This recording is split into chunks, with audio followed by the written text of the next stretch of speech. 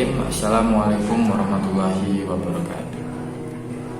Puji syukur kehadirat Allah yang telah memberikan kesehatan, keberkahan, kekuatan untuk kita untuk menjalani aktivitas sehari-hari. Di pertemuan kali ini di mata kuliah Social Entrepreneurship, saya akan menerangkan sedikit tentang CSR. Sekarang ini banyak perusahaan yang menurut saya melakukan CSR. Sebenarnya apa sih itu CSR? Nah, dalam video kali ini saya akan membahas apa itu CSR dan regulasi yang meningkatnya. Panjangan dari CSR adalah Corporate Social Responsibility. Oke, pemahaman terhadap CSR banyak terjadi kekeliruan, seringkali dimaknai sebagai donasi atau sumbangan perusahaan. Nah, ini menarik. Kenapa? Karena sudut pandang seperti ini, maka perusahaan seringkali melepaskan dari tanggung jawab perusahaannya. Masyarakat juga kemudian menganggap bahwa CSR itu berbagi uang. Nah, di sini letak kesalahan ketika memaknai CSR sebagai donasi perusahaan. Pengertian CSR. Apa sih sebenarnya CSR itu dan bagaimana regulasi yang mengikatnya? Kalau kita rujuk dari definisi resminya, maka sebenarnya adalah bentuk tanggung jawab suatu organisasi, bukan hanya sekedar perusahaan. Organisasi itu sangat luas, bisa itu suatu lembaga, institusi.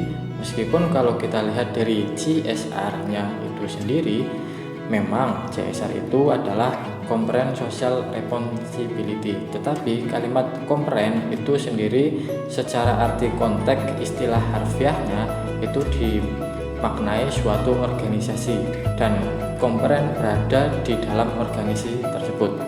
Nah, CSR kemudian dilihat sebagai upaya pengelolaan dampak baik secara positif maupun negatif. Pertanyaannya adalah, apa sih fungsi dari CSR tersebut? Fungsi CSR.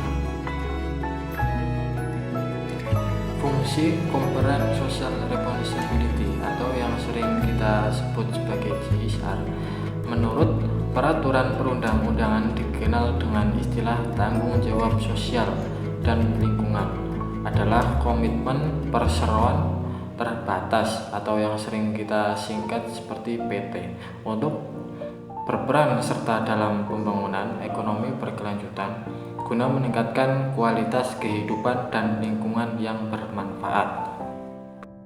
Di mana CSR diatur dan hukum CSR di Indonesia dalam Undang-Undang Nomor 40 Tahun 2007 tentang perseroan terbatas.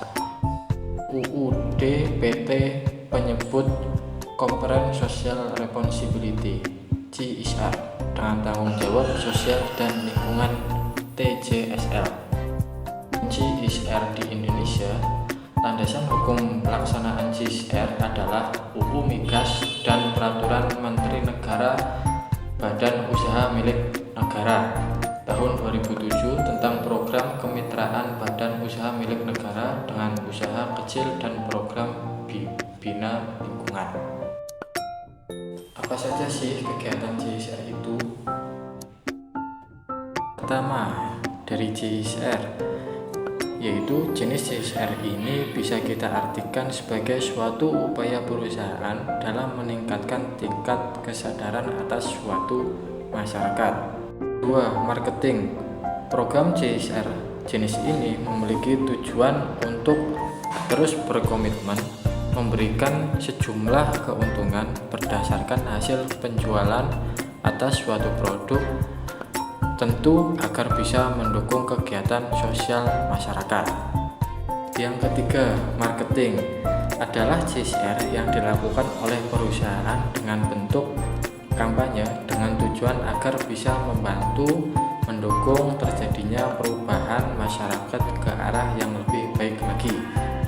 CSR ini dilakukan oleh perusahaan dalam bentuk kontribusi yang dilakukan secara langsung dengan mencairkan dana seperti contoh sumbangan dan pemberian bantuan dalam bentuk apapun. adalah komunitas. CSR yang dilakukan oleh perusahaan dalam bentuk layanan secara gratis terhadap lingkungan.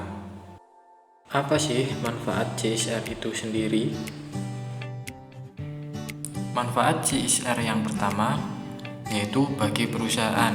Manfaat CSR untuk perusahaan ada 3, yaitu untuk membuka kesempatan kerja yang seluas-luasnya dengan pihak lain sebagai suatu media promosi untuk perusahaan, dan juga membuat inovasi baru dalam bentuk program tertentu. Yang kedua, bagi masyarakat. Untuk masyarakat, manfaat CSR adalah untuk meningkatkan kesejahteraan dalam berbagai aspek. Yang pertama, lingkungan di sekitar menjadi lebih diperhatikan dan juga lebih terjaga. Yang kedua, serta mereka bisa langsung merasakan keuntungan dari program pemberdayaan dan juga pengembangan yang diberikan oleh perusahaan. Yang ketiga, bagi pihak lain, program CSR juga untuk pemilik saham, konsumen, dan pemerintah. Untuk para pemilik saham, perusahaan akan memperoleh citra yang positif sehingga bisa menambah kemungkinan adanya investor.